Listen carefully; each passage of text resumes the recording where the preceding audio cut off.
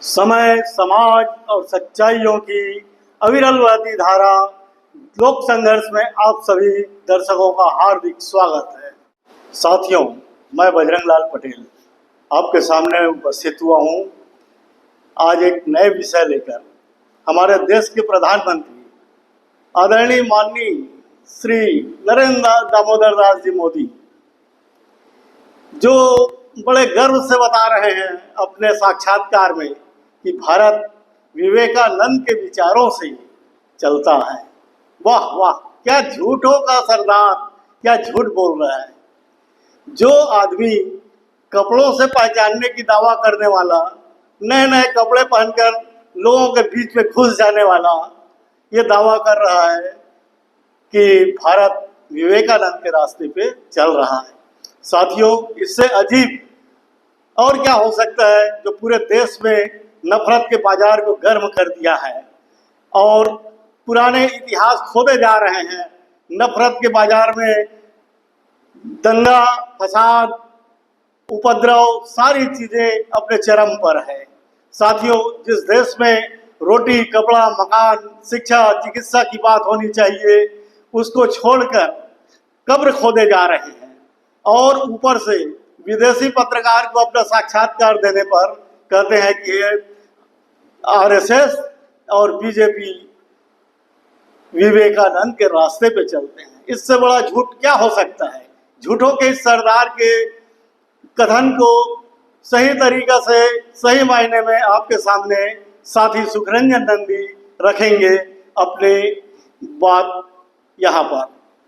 हमारे इस YouTube channel में आपका स्वागत है। हमारे साथी बजरंग पटेल ने आज के विषय वस्तु के बारे में आपको अवगत कराया। इसमें मुख्य बात यही है कि उन्होंने दो बातें, प्रधानमंत्री जी ने अपने 3 घंटे के इंटरव्यू में 2 बातें उन्होंने बताया। और भी बहुत सारे बातें उन्होंने रखे हैं 3 घंटे में, लेकिन हमने 2 बातों को के बारे में हमें कुछ बातें रखना है यहाँ पे। एक तो उन्होंने कहा कि आरएसएस विवेकानंद के रास्ते पे चलता है, और दूसरा उन्होंने कहा कि जो वामपंथी मजदूर संगठन है, वो वामपंथी मजदूर संगठन का नारा है दुनिया के मजदूर एक हो, और आरएसएस के जो मजदूर संगठन है बीएमएस, उनका नारा है कि मजदूरों दुनिया को एक करो। ये दोनों बातों के बारे में हम लोग आज यहाँ पे चर्चा करेंगे। पहली बात तो यह है कि हम हर कोई जानते हैं कि आरएसएस की जो विचारधारा है, आरएसएस की जो राजनीति है, वो इस देश में एक हिंदू राष्ट्र कायम करना चाहता है। हमारे देश के अंदर जो अनेकता में एकता है, उसको खत्म करके सिर्फ हिंदू यहाँ पे राज करेंगे, और हिंदू राष्ट्र में वर्ण व्यवस्था कायम रहेगा। जो दलित होंगे उनके ऊपर जो श्रेष्ठ है समाज के, ब्राह्मण है, उनका आधिपत्य रहेंगे, उनके ऊपर वो राज करेंगे। तो आरएसएस की विचारधारा है, और आरएसएस जिस विचारधारा पे चलता है वो हिंदू विचारधारा नहीं है, वो हिंदुत्व की विचारधारा है। हिंदू और हिंदुत्व एक नहीं है। हिंदू अलग एक धर्म है, हिंदुत्व एक राजनीतिक एजेंडा है। तो आरएसएस की जो विचारधारा है वो एक राजनीतिक एजेंडा है, जो हिंदू धर्म को इस्तेमाल करके अपनी हिंदुत्व की राजनीतिक एजेंडा को पूरा करना चाहती है। और विवेकानंद हिंदू धर्म के अंदर जो कमियां हैं, जो खामियां हैं, उसके बारे में उन्होंने आवाज उठाई। आपके विवेकानंद के छोटे भाई हैं डॉक्टर भूपेंद्र नाथ दत्त, जो कम्युनिस्ट लीडर हुआ करते थे। उन्होंने रसिया के अंदर जो 3रे अंतर्राष्ट्रीय कम्युनिस्ट सम्मेलन हुआ था, उस सम्मेलन में भारत की तरफ से प्रतिनिधि बन के गए थे, और उन्होंने वहाँ पे लेनिन के सामने उन्होंने एक भारत के संबंध में एक डॉक्यूमेंट, दस्तावेज भी प्रस्तुत किए थे उस अंतर्राष्ट्रीय कम्युनिस्ट सम्मेलन में। उन्होंने स्वामी विवेकानंद जी के बारे में कहा है कि विवेकानंद समाजवादी थे। वो दलितों को, पिछड़े को, गरीबों को, किसानों को, मजदूरों के ऊपर जो अत्याचार हो रहा है, उस अत्याचार से पीड़ित थे, उस अत्याचार से दुखी थे, और उनके बेहतरीन जिंदगी के बारे में वो बात करते थे, इसलिए वो समाजवादी थे। और उन्होंने अपने ये सब बातें अपनी जो पुस्तक है उन पुस्तकों में वो लिखे हैं। केरल के देश के अंदर केरल में सबसे पहले जो कम्युनिस्ट सरकार का गठन हुआ था, जिसके मुख्यमंत्री एम एस नंबूदिरीपाद थे। एम एस नंबूदिरीपाद ने भी विवेकानंद के बारे में कहा है कि विवेकानंद 19वीं सदी में रेनेसांस आंदोलन के नेता थे। जैसे राममोहन राय थे सती प्रथा के खिलाफ, जैसे ईश्वर चंद्र विद्यासागर थे विधवा विवाह के चालू करने के लिए लड़े थे, उसी तरीके से विवेकानंद भी हमारे हिंदू धर्म के अंदर जो सामाजिक अत्याचार है, जो वर्ण व्यवस्था के अंदर जो दलितों को दबाया जाता है, हिंदू धर्म के अंदर जो सांप्रदायिक समाज के अंदर जो सांप्रदायिकता के जहर है, उस जहर के खिलाफ और वर्ण व्यवस्था के खिलाफ उन्होंने आवाज उठाए थे। जो वर्ण व्यवस्था के समर्थक संकर हुआ करते थे हिंदू धर्म में, और विवेकानंद उस संकर के विचार का समर्थन नहीं किए थे, बल्कि संकर के विचार का विरोध किए थे, संकर के विचार का खंडन किए थे। और जिस संकर ने वर्ण व्यवस्था को का समर्थन किए थे, विवेकानंद ने उस वर्ण व्यवस्था को उखाड़ फेंक कर एक समतावादी समाज कायम करना चाहते थे। तो हम अगर प्रधानमंत्री जी इंटरव्यू में क्या बोले हैं हम नहीं जानते, वो सच बोले हैं या झूठ बोले हैं, जो भी बोले वो किस नजर से विवेकानंद और आरएसएस को एक हिसाब से एक ही इसमें तौल रहे हैं। लेकिन विवेकानंद की कुछ पुस्तकें हैं, उन पुस्तकों में जो बातें विवेकानंद जी ने लिखे हैं वो अगर आपके सामने हम रखेंगे तो उसके बाद आप खुद ही स्वयं ये निर्णय लीजिए कि विवेकानंद जी और आरएसएस जो आज चल रहा है, क्या वो विवेकानंद के आदर्श पे चल रहा है या वो विवेकानंद के आदर्श से एकदम विपरीत दिशा में चल रहा है। ये फैसला आपके ऊपर हम छोड़ते हैं। और विवेकानंद जी के जो पुस्तक है हिंदू धर्म, एक पतली पुस्तिका है, पुस्तक बोलना तो सही नहीं होगा, पुस्तिका है। उस पुस्तिका में विवेकानंद जी लिखते हैं कि हमारे इस संसार में सबसे पहले धर्म प्रचारक का काम या धर्म प्रचार करने का काम बौद्ध धर्म ने किया था। दुनिया के बहुत सारे देशों में बौद्ध धर्म ने अपना धर्म का प्रचार किया, लेकिन बौद्ध धर्म ने कहीं पे भी अपने धर्म का प्रचार करते हुए एक बूंद खून भी नहीं बहाया। ये थे बौद्ध धर्म के अहिंसा की तारीफ उन्होंने की है हिंदू धर्म के पुस्तक में। उन्होंने हिंदू धर्म पुस्तिका में लिखा है कि हमारे इस समाज में प्राचीन काल में जो ऋषि मुनि थे वो उन लोगों के ऊपर हमला नहीं किए जो ऋषि मुनियों के विचारों से सहमत नहीं होते थे।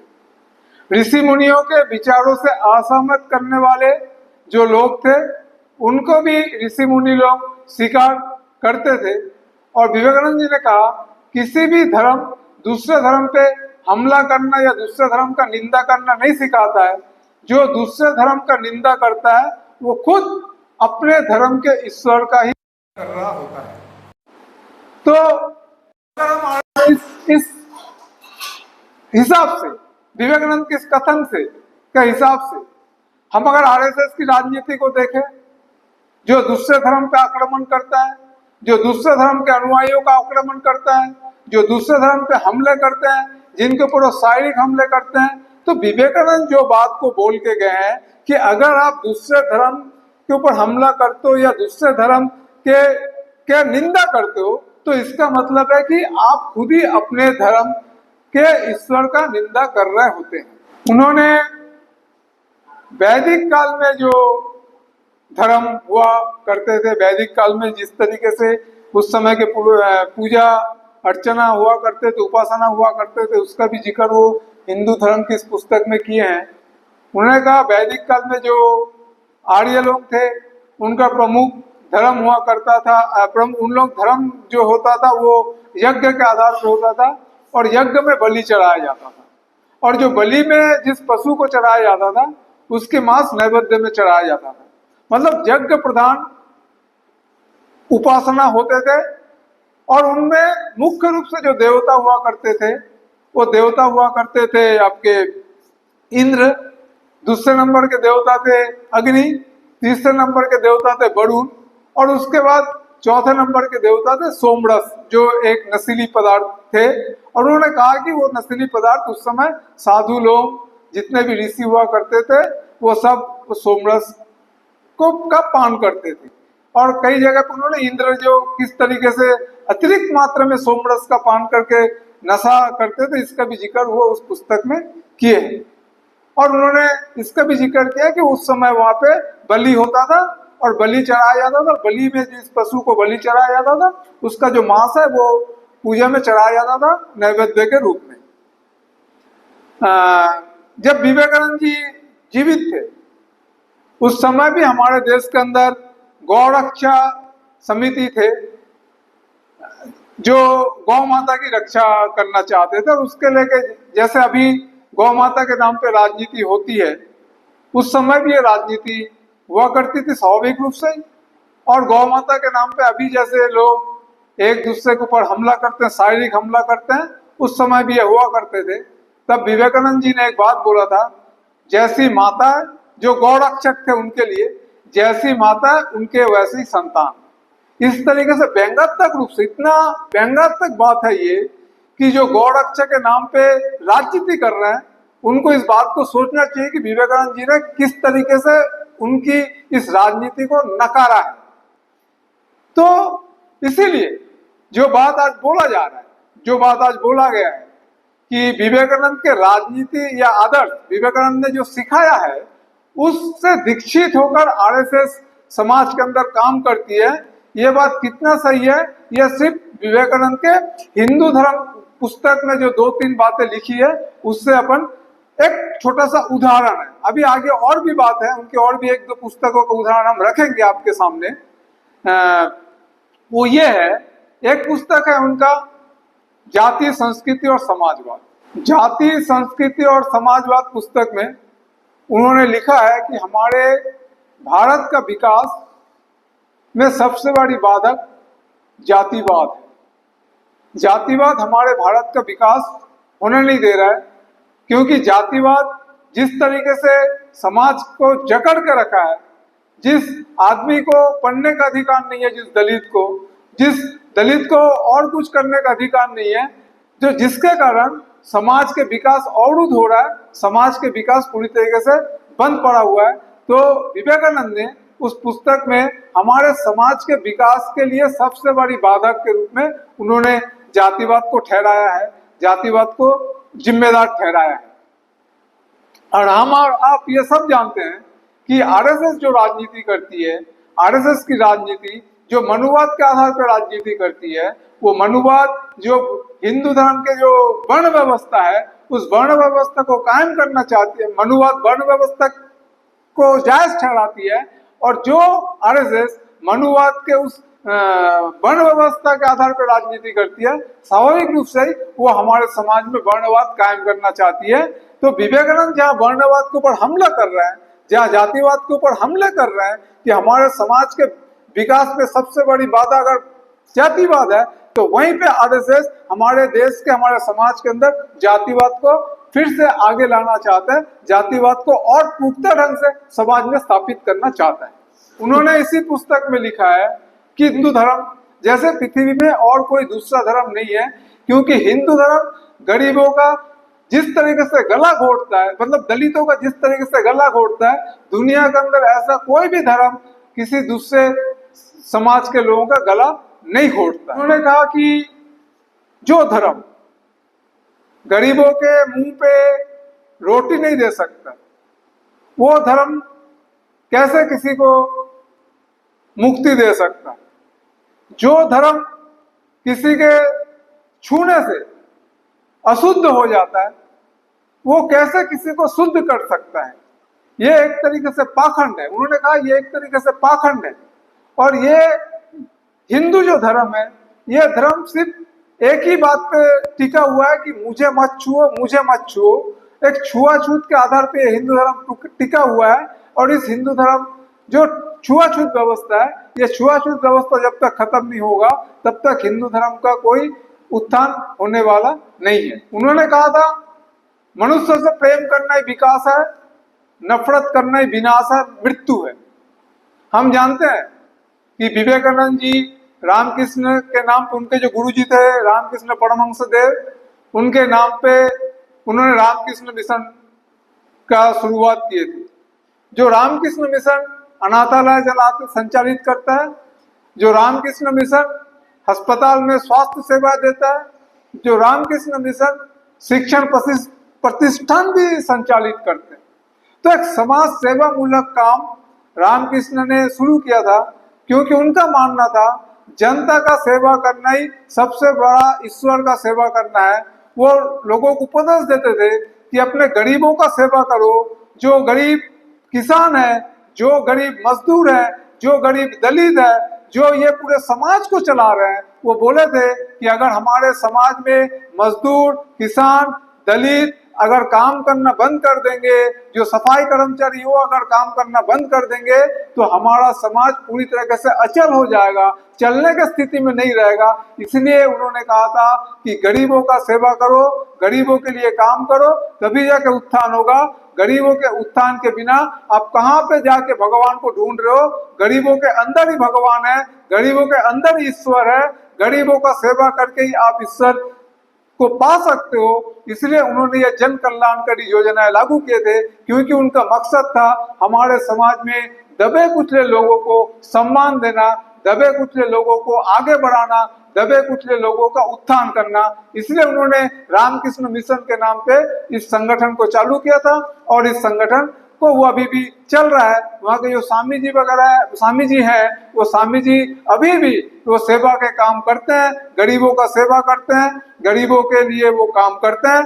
और जब ये रामकृष्ण मिशन चालू हुआ था, तब विवेकानंद जी ने कहा था कि हमारे बीच में ईसाई मिशनरी है, वो मिशनरी गरीबों के लिए काम करता है, लेकिन हिंदू धर्म में सिर्फ हिंदुओं को मत छुओ मत, और जाति व्यवस्था ने दलितों को, गरीबों को दबा के रखा है। और इसीलिए ईसाई मिशनरी आज इतने आगे बढ़ रहे हैं। हम जो हिंदू धर्म के लोग हैं, हिंदू धर्म को भी सामाजिक काम में, समाज में गरीबों के उत्थान के लिए हमें भी इस तरीके के काम करने की जरूरत है। वो ईसाई मिशनरी से जो सबक सीखे थे कि ईसाई मिशनरी दलितों के लिए, गरीबों के लिए सेवा भावना से काम करते हैं, तो हम जो हिंदू हैं हमें भी गरीबों के लिए सेवा भावना से काम करना चाहिए। इसी बात के आधार पे उन्होंने रामकृष्ण मिशन का गठन किया था। और एक बार रामकृष्ण मिशन के एक कार्यक्रम में बंगाल के उस समय के तत्कालीन मुख्यमंत्री हुआ करते थे वाम मोर्चा के ज्योति बसु कार्यक्रम में शामिल हुए थे। तो पत्रकार लोगों ने ज्योति बसु से पूछे थे कि आप लोग कम्युनिस्ट हो, आप लोग तो भगवान को मानते नहीं हो, लेकिन आप रामकृष्ण मिशन के कार्यक्रम में कैसे शामिल हो गए? तो ज्योति बसु ने बोला कि एक कम्युनिस्ट का काम भी जनता का सेवा करना है, और रामकृष्ण मिशन के काम भी जनता का सेवा करना ही है। इसलिए दोनों का मकसद जनता का सेवा करना है, इसलिए हम में कोई अंतर नहीं है। तो मेरा कहने का मतलब ये है कि जनता का सेवा ही विवेकानंद का असली धर्म की बात थी। लेकिन हम देख रहे हैं कि ये जो आरएसएस है, ये लोगों से नफरत सिखाता है, लोगों से प्यार नहीं सिखाता है। विवेकानंद ने कहा था लोगों से प्यार करना ही ईश्वर है, लोगों से नफरत करना ही मृत्यु है। लेकिन आरएसएस लोगों से नफरत की राजनीति सिखाता है, लोगों से प्यार की राजनीति नहीं सिखाता है। लोगों को नफरत की बीज बो के वो अपनी राजनीतिक स्वार्थ पूरा करना चाहता है। इसलिए ये आपको तय करना है कि विवेकानंद और आरएसएस में क्या समानता है, ये आप तलाशिएगा, आपके ऊपर हम छोड़ेंगे। लेकिन कुछ बातें और भी है। विवेकानंद ने लिखा है कि हमारे देश के लाखों लोग महुआ के फूल खा के जीवित रहते, मतलब गरीब है। अब उन गरीबों के मुंह पे रोटी देने के बदले हम सिर्फ धार्मिक उपदेश दे रहे हैं। वो गरीब इस धार्मिक उपदेश को स्वीकार नहीं करेगा, क्योंकि सबसे पहले उनको भूख को मिटाना पड़ेगा, और जब तक भूख हम नहीं मिटाएंगे तब तक गरीब जनता आपके धार्मिक उपदेश को सुनने के लिए तैयार नहीं है। आखिर उन्होंने ये भी कहा था कि हम तो ये जो ब्राह्मण है हमारे देश के अंदर, इन ब्राह्मणों को इस समाज से दूर करो और यहाँ पे दलितों का राज कायम करो। ये बात विवेकानंद ने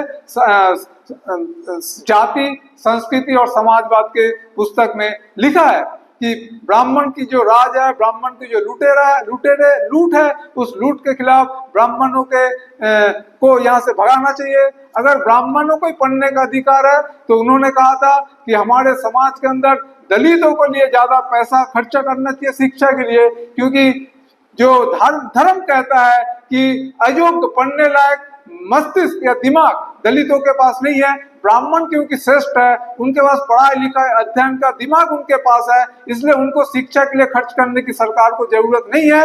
अगर किसी को शिक्षा की जरूरत है, शिक्षा के लिए खर्च करना है, तो वो दलितों के लिए किया जाए। ये विवेकानंद ने उसी पुस्तक में अपनी बात को दोहराया है। एक पुस्तक है विवेकानंद का, नया भारत गढ़ो।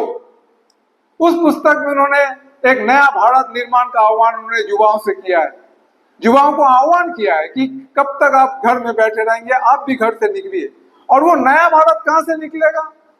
विवेकानंद ने कहा है कि किसान के कुटीर से, जो दलित है उनके झोपड़ी से, पहाड़ से, जंगल से, नदी से वो नया भारत निकलेगा। इसका मतलब है कि गरीबों के घर से, दलितों के घर से ही नया भारत का निर्माण होगा। ये विवेकानंद का सपना था। विवेकानंद का सपना ये नहीं था कि हमारा देश हिंदुओं का राष्ट्र होगा, हमारा देश हिंदुओं वर्ण का, ब्राह्मणों का राज होगा। ये विवेकानंद का सपना नहीं था।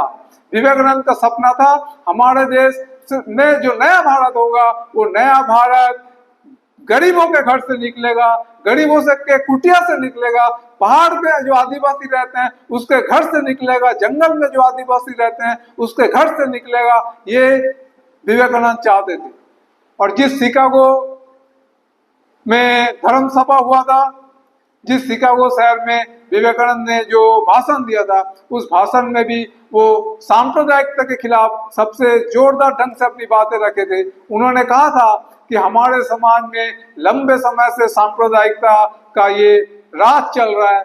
जिस तरीके से ये सम्मेलन जो घंटा बजा के इस सम्मेलन की शुरुआत हुई है, मैं ये चाहता हूं कि वो घंटी सांप्रदायिकता का मृत्यु घंटा बने और उसकी शंख निनाद, उसकी मृत्यु का शंख बजे और ये सांप्रदायिकता हमारे समाज से खत्म होना चाहिए। उन्होंने अपने पुस्तक में यह भी लिखा है कि जो लोग विरोधी विचारधारा को खत्म करना चाहते हैं, वो जो लोग दूसरे धर्म को खत्म करना चाहते हैं या दूसरे विचारधारा को खत्म करना चाहते हैं, वो हमारे देश के अंदर जो अनेकता में एकता है उसको नष्ट करना चाहते हैं। क्योंकि अगर आप दूसरे विचारधारा को खत्म कर देंगे तो हमारे समाज के अंदर जो स्वतंत्र विचारधारा है वो स्वतंत्र विचारधारा खत्म हो जाएगी। और जब स्वतंत्र विचारधारा खत्म हो जाएगी, अगर लोग एक ही जैसे सोचेंगे, लोग एक ही विचार को मानेंगे, तो उसमें समाज का विकास नहीं हो सकता है। उसमें वो द्वंद्विकता नहीं रहेगा जिस द्वंद्विकता के चलते समाज का विकास होता है।